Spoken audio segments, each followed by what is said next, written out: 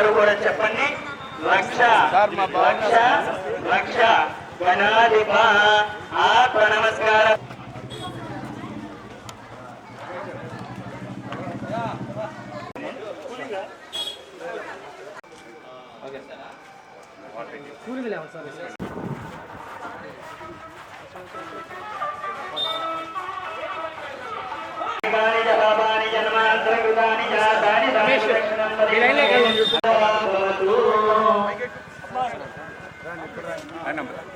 మొత్తం సైకిల్ గుర్తుకే పడాలమ్మా. ఎంపీ గారికి ఎమ్మెల్యే సాంబయ్య అమ్మాయి మీరు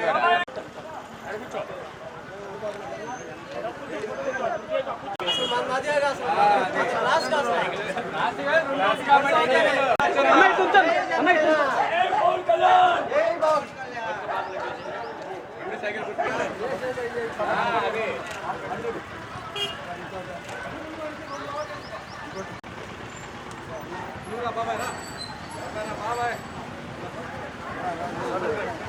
మన ప్రమాణ స్వీకారాన్ని శతమితి శతందీర్ఘమాయో భగవదనుగ్రహ ప్రాప్తి.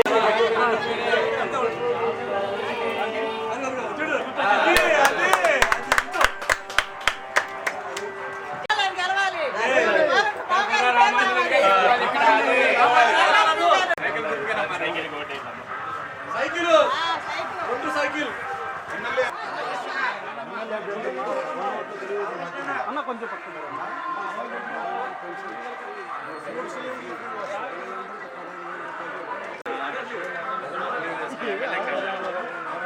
రెండు ఓట్లు తెలుగుదేశం.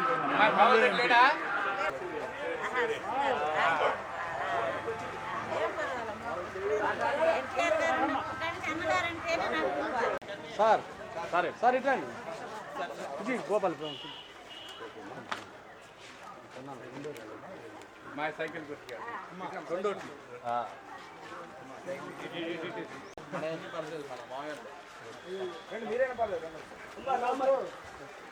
వచ్చేటప్పుడు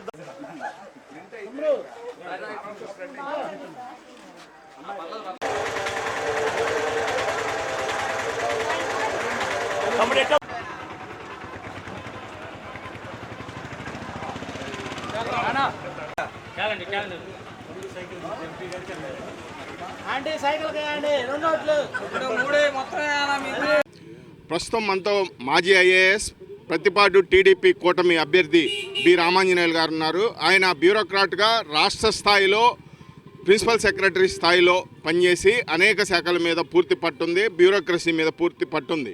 ఈ నేపథ్యంలో ప్రతిపాడు టీడీపీ కూటమి అభ్యర్థిగా బరిలోకి దిగుతున్న రామాంజనేయులు గారిని ప్రస్తుతం వైసీపీని ఇంటికి పంపించి టీడీపీని అధికారంలోకి తీసుకురావాల్సిన ఆవశ్యకత ఏంటి అనేది ఒక సీనియర్ అధికారిగా, అలాగే ఇప్పుడు రాజకీయాల్లో రాణిస్తున్న వ్యక్తిగా ఆయన అడిగి తెలుసుకుందాం. సార్ చెప్పండి, మీకు బ్యూరోక్రసీ మీద పూర్తి పట్టుంది. వైసీపీ ప్రభుత్వంలో హయాంలో జరిగిన లోపాలు బ్యూరోక్రసీ పరంగా ప్రధానంగా మీకు కమాండ్ ఉంది కాబట్టి ప్రజలకి ఏ రకంగా హాని జరిగింది, ఏ రకంగా లోటుపాట్లు జరిగాయంటే ఏం చెప్తారు? నేను 35 సంవత్సరాలు పరిపాలనలో ఉన్నాను. ఈ 35 సంవత్సరాల్లో 14 సంవత్సరాలు చంద్రబాబు నాయుడు గారు సీఎంగా ఉండగా నేను వివిధ శాఖల్లో పనిచేశాను. సో ఇక్కడ చంద్రబాబు నాయుడు గారి పాలనలో నేను లేబర్ కమిషనర్గా ఉన్నప్పుడు అప్పటి వరకు 50,000, 75,000 పెన్షన్ ఉన్నటువంటి అమ్మ ఆద్మీ బీమా, ఆపద్ బాంధుని కలిపి చంద్రన్న బీమాగా 5 లక్షల రూపాయలు చేసే విషయంలో చంద్రబాబు నాయుడు చాలా పాజిటివ్. ప్రజలకు ఏదైనా మేలు చేయాలంటే గో హెడ్ అంటాడు. అట్లాగే నేను పంచాయతీరాజ్ రూరల్ డెవలప్మెంట్ కమిషనర్కి వచ్చినప్పుడు సిమెంట్ రోడ్లు వేద్దామని మేము ప్రపోజల్ పెడితే వేసేది అక్కడక్కడ కాదు, శాచురేషన్ వేయండి, మొత్తం రాష్ట్రంలో ఎక్కడ చూసినా సిమెంట్ రోడ్లు ఉండాలన్నాడు. ఆ మేరకే 25,000 కిలోమీటర్ల సిమెంట్ రోడ్లు మేము వేశాం.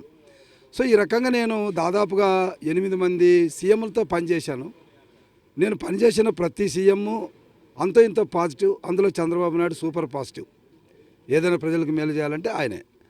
అయితే ఈ 5 సంవత్సరాలు వైసీపీ పాలనలో నేను పనిచేయడానికి నాకు అవకాశం లేకపోయింది. నేను రిటైర్డ్ అయ్యి రాజకీయాల్లో ఉన్నా.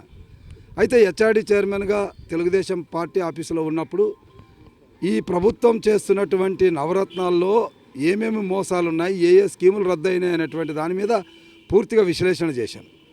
విశ్లేషణ చేస్తే దాదాపుగా 120 స్కీములు రద్దు చేసి ఈ కొత్త పేర్లు పెట్టి దాన్ని మాయమాటలతో విపరీతమైన ప్రకటనలతో ప్రజలను మభ్యపెట్టడం అనేటువంటిది చూస్తున్నాం.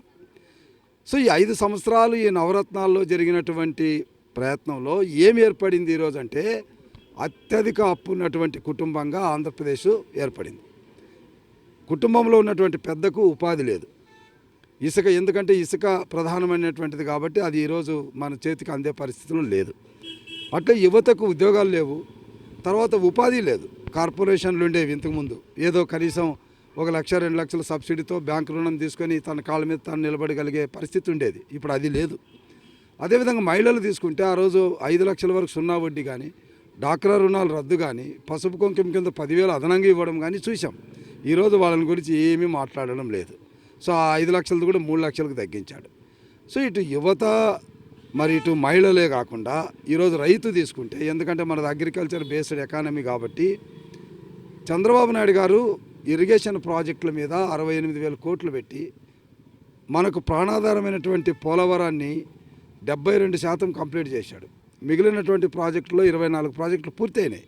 ఇంకా దాదాపుగా 30-40 ప్రాజెక్టులు మధ్యస్థలో ఉన్నటువంటి ఉంటే ఇతను రివర్స్ టెండర్స్తో నిలిపేశాడు. దానివల్ల రైతు కుదేలైపోయాడు.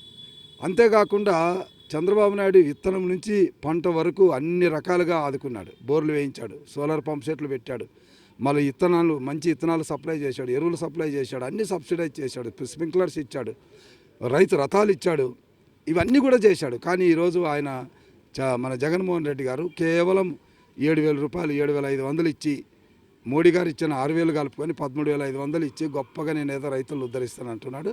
ఈరోజు రైతు కంప్లీట్గా నష్టాల్లో ఉన్నాడు. ఈ దేశంలో లెక్కలు తీస్తే అత్యధిక అప్పు ఉన్నటువంటి రైతు ఆంధ్రప్రదేశ్లోనే ఉన్నాడన్నది వాస్తవం. సార్, ఒక దళిత అధికారిగా పనిచేశారు, దళిత విద్యార్థిగా ఉన్నారు, అలాగే ప్రతిపాడు కాన్స్టిట్యున్సీ దళిత కాన్స్టిట్యున్సీ చేస్తున్నారు. సో దళితుల పరంగా వైసీపీ ప్రభుత్వం తాము ఎంతో దళితులకి చరిత్రలో ఎన్నడూ చేయనంత మేలు చేశామంటుంది. కానీ వాస్తవ పరిస్థితి ఏంటి? ఎందుకంటే మీకు మొత్తం విషయాల మీద క్షుణ్ణమైన అవగాహన ఉంది కాబట్టి మిమ్మల్ని అడుగుతున్నాం, చెప్పండి. ఇప్పుడు దళితుల మీద నేను పిహెచ్డి చేశా. దళితులు ఆర్థిక స్థితిగతులు, తర్వాత సామాజిక స్థితిగతులు, రాజకీయ స్థితిగతుల మీద ఎంఫిల్తో పాటు పిహెచ్డి చేశా. 9 సంవత్సరాల రీసెర్చ్ అనుభవంతో నేను చెప్తున్నా. దళిత బిడ్డలు పోరాటాలు చేసి జైలు పాలయ్యి ఆస్తులు పోగొట్టుకొని 27 స్కీములు కాపాడుకున్నారు. దాదాపు వచ్చిన ముఖ్యమంత్రి అంతా కూడా ఇంప్లిమెంట్ చేశాడు. కానీ ఈ జగన్మోహన్ రెడ్డి ఆ 27 స్కీములు రద్దు చేసేసాడు. ఈరోజు దళితులు అడుగుతున్నారు భూమి కొనుగోలు పథకం అంటే, మేము రైతుగా ఎదగడం జగన్మోహన్ రెడ్డికి ఇష్టం లేదు, మేము కూలోడిగానే ఉండాలి, అందుకే దాన్ని రద్దు చేశాడు. విదేశీ విద్య, మా పిల్లలు అమెరికాకి వెళ్ళకూడదు, ఆస్ట్రేలియాకి వెళ్ళకూడదు, మా పిల్లలు విదేశాల్లో చదవకూడదు, అందుకే జగన్మోహన్ రెడ్డి దాన్ని తీసేశాడు అన్నది. ఇలా 27 స్కీముల మీద వాళ్ళకి అవగాహన ఉంది. సప్లాన్ నిధులు లేవు, కార్పొరేషన్లో నిధులు లేవు, మరి ఇది సబ్సిడీలు లేవు, బ్యాంకు రుణాలు లేవు. అంటే ఈరోజు దళితులు ప్రభుత్వం యొక్క మోచేతి కింద నీళ్లు తాగేటటువంటి పరిస్థితిని కల్పించారు. ఇక్కడ దళితులకు ఉన్నది రాజ్యాంగపరమైన హక్కులు, అంబేద్కర్ గారు ఇచ్చినటువంటి రాజ్యాంగపరమైన హక్కులు. వాళ్ళు పేదలుగా ఉన్నారు కాబట్టి వాళ్ళకి సంక్షేమం కింద మన బడ్జెట్లో కనీసం 18-20% ఖర్చు పెట్టాల్సినటువంటిది ఉంది. వాళ్ళే కాదు, పేదలకు కూడా. కాబట్టి వాళ్ళు హక్కుపరంగా పొందాల్సినటువంటి సంక్షేమ కార్యక్రమాలు, సాధికారతనిచ్చే సంక్షేమ కార్యక్రమాలు రద్దు చేశాడు. ఈరోజు దళితులకు ఒక్క ప్రియారిటీ అంశం ఏదుంది చెప్పండి? అందరితో పాటు నవరత్నాలు అంటున్నాడు తప్ప దళితులకు ఏదో ప్రత్యేకంగా నేను స్కీమ్ ఇచ్చినానని చెప్పమానండి, లేదు. కానీ చంద్రబాబు నాయుడు గారు ఆ రోజు ఇల్లు కడితే 2 సెంట్లతో పాటు 50,000 అదనంగా ఇచ్చాడు. ఈరోజు వాళ్ళకి సెంట్ అంటున్నాడు. అందరికి సెంటే, వీళ్ళకి కూడా సెంటే. అట్లాగే విదేశీ విద్యలో వాళ్ళకి 15 లక్షలు ఇచ్చాడు, మిగిలిన వాళ్ళకి 10 లక్షలు ఇస్తే చంద్రన్న. ఈరోజు అది ఏది లేదు.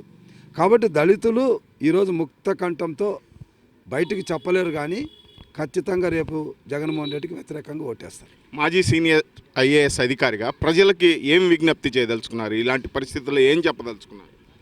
ప్రజలకు మేము చెప్పేది, ఈ 5 సంవత్సరాల్లో మన కుటుంబాలు ఎంత ఆర్థికంగా నష్టపోయినాయో, మన పిల్లలకి ఉద్యోగాలు లేక వాళ్ళు ఎంత తీవ్ర నిరాశకు గురయ్యారో, మన కుటుంబ పెద్ద ఒక అగ్రికల్చర్ అంటే ఒక రైతు కావచ్చు, రైతు కూలి కావచ్చు, కౌలు రైతు కావచ్చు, లేదా ఇసుక మీద ఆధారపడేటటువంటి వివిధ రకాల వర్కర్ కావచ్చు, లేదా మామూలు కూలి కావచ్చు, ఎవరైనా ఈరోజు ఉపాధి లేదు, ఆర్థికంగా నష్టపోయారు అన్నటువంటిది ప్రతి కుటుంబం గ్రహించారు.